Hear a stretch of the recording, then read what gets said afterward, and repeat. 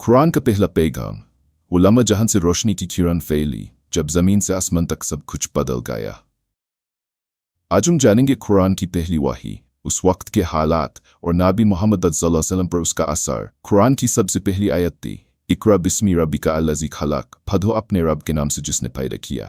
یہ سورہ العلق کی پہلی آیت تھی جس میں اللہ تعالیٰ نے علم اور تعلیم کا پیغام دیا۔ یہ وحی رمضان کے مہینے میں غار ہیرا میں نازل ہوئی۔ اس وقت نبی محمد کی عمر 40 سال تھی۔ مکہ میں اندھیرا چھایا ہوا تھا، لوگ بت پرستی میں ڈوبے ہوئے تھے، ظلم اور جہالت عام تھی۔ نبی وسلم اکثر غار ہیرا میں جا کر تن عبادت کیا کرتے، وہاں وہ اللہ سے رابطہ بنانے کی کوشش میں رہتے۔ ایک دن جب آپ غار ہیرا میں تھے، اچانک فرشتہ جبریل ایسا آئے۔ انہوں نے کہا، اقرا بھی وسلم نے فرمایا، ماں انا بکھاری، میں پڑھنے والا نہیں۔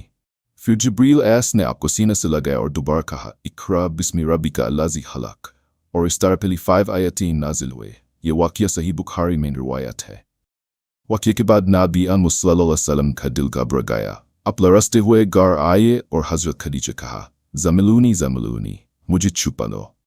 انہوں نے آپ کو تسلی دی اور آپ کو لے گئے ورقہ بن نوفل کے پاس۔ انہوں نے یہ وحی جو موسیٰ پر آئی تھی، آپ اللہ کے نبی بن چکے ہیں۔ اسی آیت سے قرآن کا آغاز ہوا اور انسانیت کے لیے ہدایت کی روشنی پھیلی۔ آج بھی وہی پیغام دیا جا رہا ہے،